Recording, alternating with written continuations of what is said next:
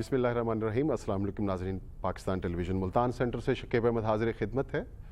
ناظرین کرام، انسانی زندگی میں جو پہلو انسانی شخصیت کی نشو و نما میں سب سے اہم کردار ادا کرتے ہیں، ان میں سے ایک انتہائی اہم پہلو تعلیم کا ہے، اور پوری دنیا میں یہ ایک مسلمہ حقیقت ہے کہ تعلیم وہ ایک ایسی چیز ہے، ایک ایسی اینٹیٹی ہے کہ جو انسانی معاشروں کی ترقی میں بیک بون کا کردار ادا کرتی ہے۔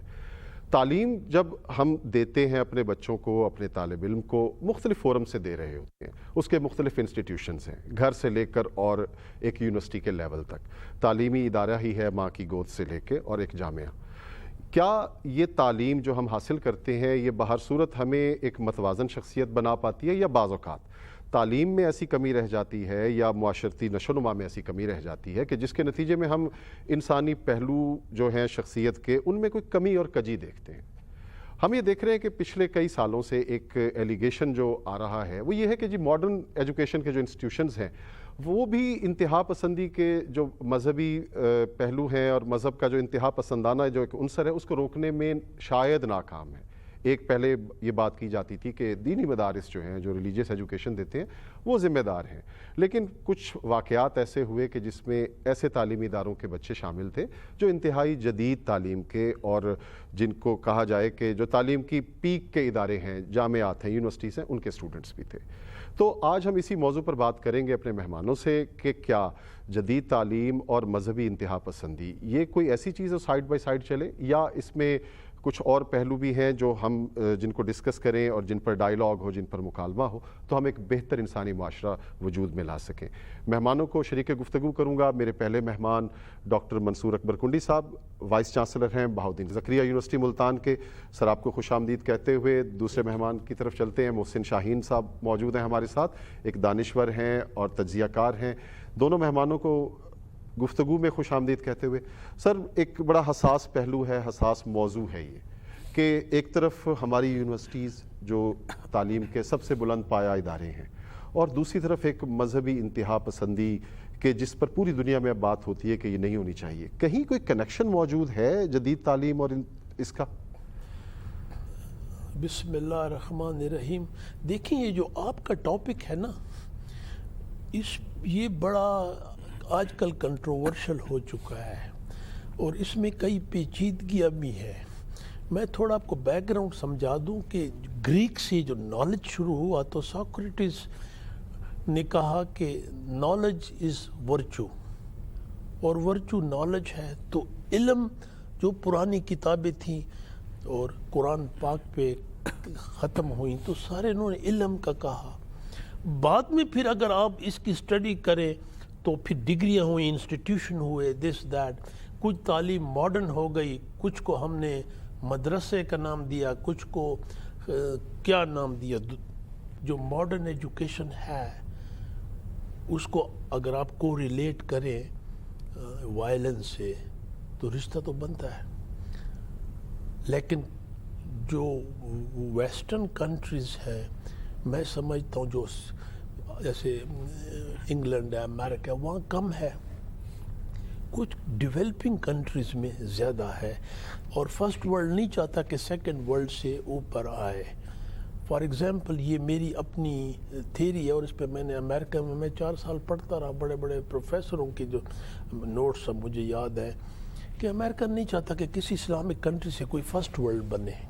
وائلنس وہاں پر بھی ہے۔ اچھا، اس کو مذہبی تشدد کے ساتھ جوڑنا، کیونکہ کئی دفعہ ہم دیکھتے ہیں کہ ماڈرن یورپ میں یا امریکہ میں ایک اسٹوڈنٹ اٹھتا ہے کسی یونیورسٹی میں، کسی کالج میں، فائر کھول دیتا ہے، بہت سارے بندے مار دیتا ہے۔ کیا یعنی ہمیشہ جدید تعلیم کو صرف مذہبی تشدد کے ساتھ اور وائلنس کے ساتھ جوڑنا ضروری ہے؟ اس وقت کی وائلنس تھی یا جو اسٹریٹ کرائمز تھے اس میں ویسا نہیں تھا۔ اور میں میرا پاس اتنا نالج نہیں ہے اس بات کا، لیکن میں دعوے سے کہہ سکتا ہوں کہ یورپ میں بھی یا جو بڑی بڑی ٹاپ یونیورسٹیز ہیں یا جو ان کے گریجویٹ اتنے ریکارڈ پہ نہیں ہے وائلنس کے، کہ کوئی اگر پب میں گھسا ہے، اس نے پہلے تو ایسے واقعے کم ہوتے ہیں، 7-8 کو لٹا دیا، شوٹ ڈاؤن نہیں تھے، لیکن ہوئے ہیں، کچھ ہوئے ہیں وہاں، جیسے اب نیوزی لینڈ میں بہت بڑا واقعہ ہوا تھا، تو اس کے پیچھے مذہبی جنونیت تھی۔ پھر جی وائلنس کا یہ ہے کہ اس کے پیچھے کازز کیا ہے، जी। फैक्टर्स किया, इसने क्यों किया? पर्सनल था, साइकोलॉजिकल था, साइकिक, मजहबी जनूनियत थी, या वो वैसे मतलब एक तो ये भी कहते हैं जो साइकोलॉजिस्ट आपको बता कि कोई उसको गम ही ना हो, बहुत अमीर हो, वो भी फिर जो है ना कुछ तो कुछ करता है। मोहसिन साहब थोड़ा सा ही बताइएगा कि आप क्या समझते हैं कि ये जो मज़हब के साथ हम कई दफ़ा और मजहबी तशद्दुद के साथ जोड़ रहे हैं, अब के जदीद तालीम जो हासिल कर रहे हैं बच्चे, उनमें भी ये अंसर है, आप क्या समझते हैं कि ये जदीद तालीम का कोई बाई प्रोडक्ट ही है या ये रिएक्शन है? बुनियादी तौर पे तो हर सोसाइटी के अंदर, ख़ुद अमेरिकन सोसाइटी में भी, यूरोपियन में भी, और जो एक सिंबॉलिकल जो मज़हब के हवाले से ज़्यादा जिनको कोट किया जाता है हमारे यहाँ भी, वो ज्यूज़ हैं, यहूदी और इसराइल। तो इन तमाम ख़ित्तों के अंदर एक ऐसा तबका, यानी ख़ुद मुस्लिम दुनिया में भी, यानी अब मैं मजमूई तौर पे एक बात कर रहा हूँ कि जो असल ख़राबी पैदा हुई है या जो इसकी जड़ है वो इंटरप्रिटेशंस हैं। ठीक है। जो असल टेक्स्ट है वो जब मादूम हो गया या उसको फिर उसकी डिस्कवरी हुई, तो उसके बाद जो चीज़ों की इंटरप्रिटेशंस हैं वहाँ से इख्तलाफ शुरू हुआ, और उसकी इंतहा ये हुई कि जो मेरी इंटरप्रिटेशन है वो बिल्कुल दुरुस्त है और जो इससे इख्तलाफ करता है वो वाजिबुल कत्ल है, या यानी वो रांदा दरगाह है, कम अज़ कम हमने उसके बारे में ये तसव्वुर कर लिया। ठीक है। तो ये हमेशा मुस्लिम दुनिया में भी और नॉन मुस्लिम दुनिया में भी जो ये डिवीज़न है, इसके अंदर भी तमाम सोसाइटीज़ में इसके गिरोह लेकिन अक़लियत में मौजूद रहे, जो एक बहुत ही इंतहा पसंदाना या अपनी राय पर बहुत इसरार के साथ वो आगे बढ़े।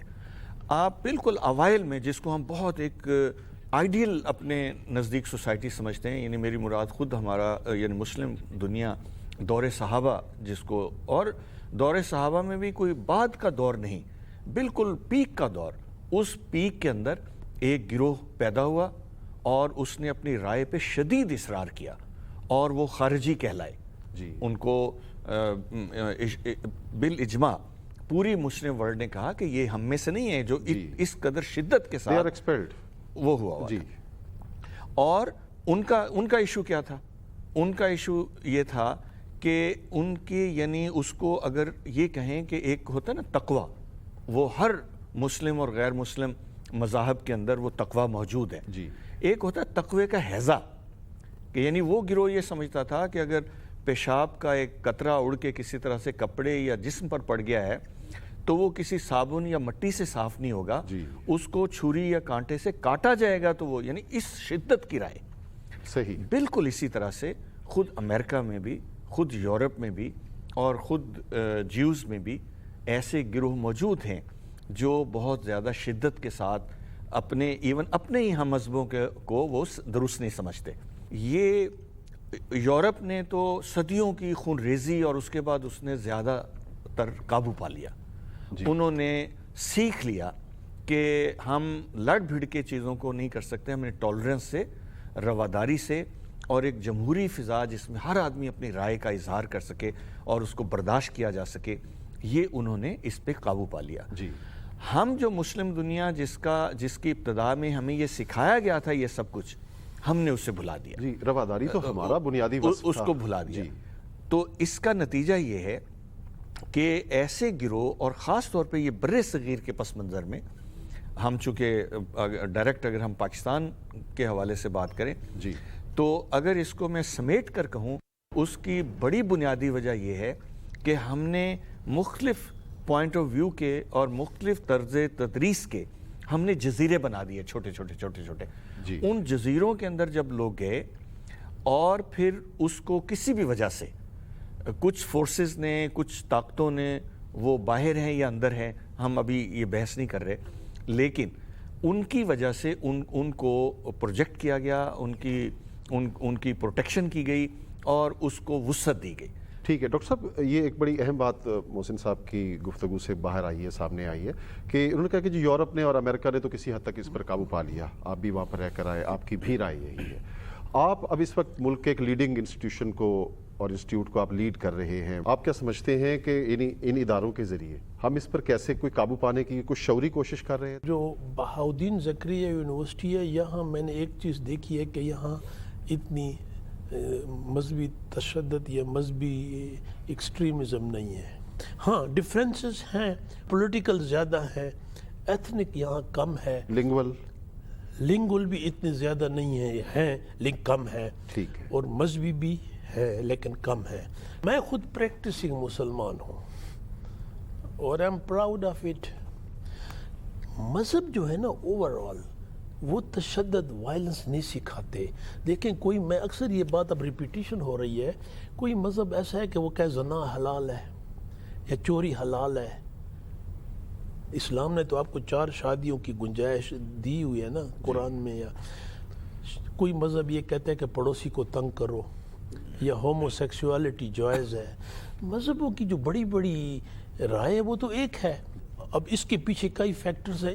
میں نے ایک کافی لکھا مینورٹیز پہ، میں نے بلوچستان پہ 2 کتابیں لکھی. I'm a writer. یہ جو پٹھان بلوچ کا بیلٹ ہے اس میں ہندو بالکل اب وائپ آؤٹ ہے.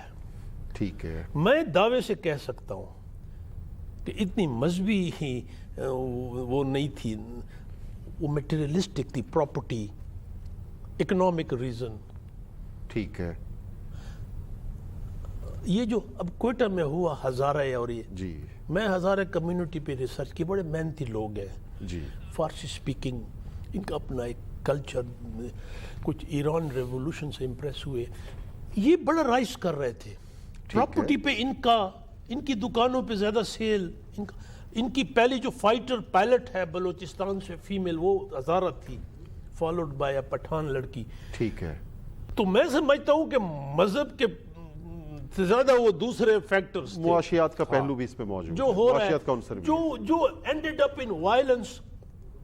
پھر اس کے پیچھے کانسپیریسی تھیری.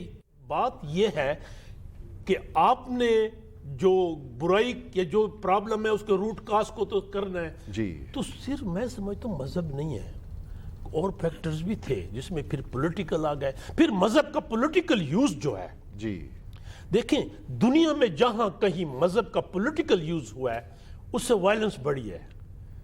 پاکستان کو چھوڑ دو، کسی ملک کو. جی، اب انڈیا میں دیکھو، انڈیا کی جمہوریت اتنی بڑی جمہوریت ہے، 47 سے شروع ہوئی. آج ساری ویسٹرن سکالر کہتے ہیں کہ غلط ہو رہا ہے. مودی کی پالیسی ایکسٹریمزم، دیکھیں مودی کی پالیسی میں مذہبی ایکسٹریمزم تو ہے موجود. اور ایک اور بات ہے، اس پہ ہم نے ریسرچ نہیں کی. کچھ سوسائٹیاں جب ماڈرنٹی کی طرف جاتی ہیں اور صحیح ماڈرنٹی نہ ہو، یا یہ جو کلاسز 3 قسم کی ہوتی ہیں. ایک ہوتی ہے پارٹیسپینٹ کلاس. آسٹریا یا بڑی بڑی ویسٹرن کنٹریز، جمہوریت آپ کو پارٹیسپینٹ کلاس کی طرف ووٹ دیں، اخبار میں لکھیں، آپ بول سکتے ہیں، جگہ ہوتی ہیں. جی، ایک ہوتی ہے پیروکیل کلاس، جو آج سے ہماری 25-30 سال پہلے پیروکیل تھی. آپ کو یاد ہے، آپ چھوٹے ہوں گے، روڈ پہ تھانے دار تھپڑ شروع کر دیتے. آج کوئی مار کے تو دکھائے، وہ سارے پڑ جاتے ہیں اس کو. بالکل ایسا ہی ہے. میں نے دیکھا تھا جو کہ ڈیرہ بگتی کا جو عام، وہ اس میں وہ سینس آف فرسٹریشن نہیں تھی. جو آ کے ایم اے ہسٹری کرتا تھا، ایم اے انگلش لڑکا، جی، وہ کینٹین پہ بیٹھ کے سگریٹ وہ کہتا جی ہمارا ظلم ہو رہا ہے، کاش کہ میں بدلہ لے سکوں. جی، تو پیروکیل کلاس جی سے ہم ایلین کلاس کی طرف آئے ہیں. ٹھیک ہے. اب ہمیں ایلین کلاس کو پارٹیسپینٹ بنانے کے لیے، ہمیں پاکستان کی مثال دے رہا ہوں، ہمیں جمہوریت، لوکل باڈیز، اچھے جوڈیشل انسٹیٹیوشن جہاں انصاف ملے، ایڈمنسٹریٹو گڈ گورننس، ورنہ یہ ایلین کلاس بڑھے گی. میں نے اپنی آنکھوں سے دیکھا کراچی میں، قصور تھا پیدل چلنے والے کا، لگ گیا بندل، انہوں نے سب نے اکٹھے ہو کے بس چلا دی. میں پی ایچ ڈی ہوں پولیٹیکل سائنس میں، تو پولیٹیشین تو نہیں ہوں میں. یہ ہم کیا میسج جا رہا ہے، جی، جو زبان یوز ہو رہی ہے کس کی طرف سے بھی، irrespective of. تو وہ اقبال کا، اب اگر آپ ایز اے مسلمان دیکھیں اقبال کا ایک شعر ہے کہ مسلمان کے لہو میں ہے سلیقہ دل نوازی کا، مروت حسن عالمگیر ہے مردان غازی کا. پہلے جو آپ کا یہ بات کرنے کا، روکنے کا، یہ روٹ کاز ہے. میں اکثر اسٹوڈنٹ کو جاتا ہوں جن کو استاد مارا کرتے تھے، استاد بھی ایسے یہ پرائمری اسکولوں میں یا کہ جو لتوں پہ شروع ہو جاتے تھے جی۔ وہ لڑکے آگے جا کے majority of them become intolerant. جی محسن صاحب، آپ کو بھی گفتگو میں شامل کرتے ہوئے ذرا یہ بتائیے کہ ڈاکٹر صاحب نے بڑی خوبصورت باتیں کی، بڑی اہم باتیں کی ہیں. ہماری تعلیم، ہمارا جو نصاب، کیسے ہماری تعلیم اور کیسے ہمارا تعلیمی ادارہ رول پلے کر سکتا ہے ہمارے اس امیج کو بہتر کرنے میں؟ جی، میں یو کے بلیک پول گیا. ایک ایجڈ خاتون پوڈیم پہ بیٹھی ہوئی سمندر کے کنارے کوئی بک پڑھ رہی تھی. میں اپنے داماد کے ساتھ تھا. ہم ابھی کافی دور تھے. ہم دونوں کی تھوڑی سی داڑھی اور ایشین اور خاص طور پہ پاکستانی شیپ دیکھی. تو وہ خاتون، میں نے پہلے نوٹس نہیں کیا، وہ خاتون وہاں سے اٹھ کے چل پڑی. تو مجھے میرے داماد نے کہا کہ انکل یہ خاتون جو ہے یہ ہم سے ڈر گئی ہے. ان دنوں میں یہاں کچھ اور لندن وغیرہ میں بھی 1-2 دھماکے ہوئے تھے. جی. تو یہ جو ہمارا تعارف ہے باہر، ہم اس کو جتنی مرضی تقریریں کر لیں، جتنی مرضی ہم کہانیاں بنا لیں، اس کا مطلب ہے کہ کہیں نہ کہیں خرابی. اور وہ جو ڈاکٹر صاحب نے یہ فرمایا کہ یہ جو پولیٹیکل، یعنی ہماری ایک اختلاف رائے کو پھر ساتھ مذہب میں گوندھ کے جب ہم اس کو حق اور باطل کرتے ہیں، اس سے ایک بڑا شدید پولرائزیشن ہوتا ہے. جب ہم سخت زبان استعمال کرتے ہیں اپنے مخالفین کے لیے اور گالم گلوچ تک آتے ہیں، اس کا نتیجہ یہ ہوتا ہے کہ ایک یعنی ill mannered اور ایک انٹالرنٹ سوسائٹی جو ہے وہ بننا شروع نہیں ہوتی، وہ اپنے پورے جوبن پہ چلی جاتی ہے. جب وہ گروہ بندی ہوتی ہے، چھوٹے چھوٹے گروہ بنتے ہیں. آپ ایک چھوٹی سی مثال سے اس کو جانیں. جی. ہم اپنے بچپن میں دیکھتے تھے کہ 2-2, 3-3 کلومیٹر کے اندر جو نماز عید ہوتی تھی وہ کسی ایک جگہ پہ ہوتی تھی. جی. ہمارے ہاں سوسائٹی کا یہ کلچر تھا. دیہات میں ایک جامع مسجد کا تصور ہی نہیں تھا. یہ سمجھا جاتا تھا کہ جی وہ باقی تو ساری نمازیں ہوں گی، لیکن وہ جمعہ کی نماز وہ شہر کی یا قصبے کی مسجد میں ادا کریں. مرکزی جامع مسجد. یہ ٹھیک ہے کہ ایک اس کے رد عمل میں دلیل ہے کہ جی آبادی بہت بڑھ گئی ہے. تو یہ بھی تو ایک بہت بڑا مسئلہ ہے. جی. اب جو چھوٹی سی 1-2 گلی کی جو مسجد ہے، اس کا بھی جو امام ہے اور اس کو 10-20 صرف صورتیں، یہ میں کسی خدا نخواستہ ان کی کسی منفی پوائنٹ آف ویو سے نہیں کہہ رہا، اس نے بھی یہ اپنا فرض سمجھ لیا کہ اپنی ان بھیڑوں کو قابو رکھنے کے لیے اور اس سے جو چندہ فطرانہ ملتا ہے اس کو قابو کرنے کے لیے اس نے روا کر لیا کہ جی اب عیدین کی نماز بھی اس ایک گلی کی مسجد میں ہوگی. جی. اس کے نتیجے میں وہ جو ایک ہارمنی اور ایک جو وسعت پیدا ہوتی تھی اور ایک اجتماعیت کا ماحول ہوتا تھا، وہ ہمارا آہستہ آہستہ ختم ہو گیا. اچھا، پھر آپ دیکھیے کہ آبادی کے اس پریشر سے ہمارے ایک محلے سے، کالونیوں سے، میں آپ کو خود ملتان کے اندر کوئی 20 مثالیں دے سکتا ہوں کہ جہاں گرین بیلٹس غائب ہو گئیں، کھیل کے میدان غائب ہو گئے. جی. اور ان کی جگہوں پہ کوئی نہ کوئی کوٹھیاں ہو گئیں، کوئی نہ کوئی سرکاری بلڈنگز بن گئیں یا غیر سرکاری بن گئیں یا قبضے ہو گئے. اس کا نتیجہ یہ ہے کہ آپ نہ گلی میں، نہ محلے میں، نہ صحت مند ماحول ہے، نہ کھیل کود کی میدان ہیں، نہ اس کے کوئی انوائرمنٹ ہے، نہ اس کی کوئی کوششیں ہیں. تو اس کے نتیجے میں لوگ جو ہیں وہ پھر ان چیزوں سے متاثر ہوتے ہیں جو ان کے اس وقت کو کھینچتے ہیں، ان کی توجہ اپنی طرف مبذول کرتے ہیں، اور جو پولرائزیشن ہے وہ اس کی بھیٹ چڑھتے ہیں. محسن صاحب، مختصراً کہ تعلیمی ادارہ کرے کیا؟ یعنی ہم ایک تو ہے کہ اعتراف کر رہے ہیں اپنی کمی کا، ایک خامی کا اعتراف کر لیا، اب بہتری کی طرف سفر کیسے شروع ہو تعلیمی اداروں کی؟ میرا خیال ہے کہ جی دیکھیں، ایک تو جس کی ایک حالیہ کوشش بھی ہوئی لیکن اس کے اوپر بھی چونکہ وہ ہیپیزٹ چیزیں آ گئیں، جیسے ایک نصاب، یہ وہ بنیاد ہے. آپ نے جب بھی اپنے ملک کو یا اپنی قوم کو آپ نے ٹھیک کرنا ہے جی. تو آپ کو اس پر اجماع کرنا پڑے گا ایک بیلنس نظام تعلیم جو 12 سال تک بچے کو ایک جنرل ایجوکیشن، جس میں بنیادی سائنس بھی ہو، جس میں آپ کے دین کی تعلیم بھی ہو، وہ ایک اچھا بلینڈ ہو، خوبصورت ہو.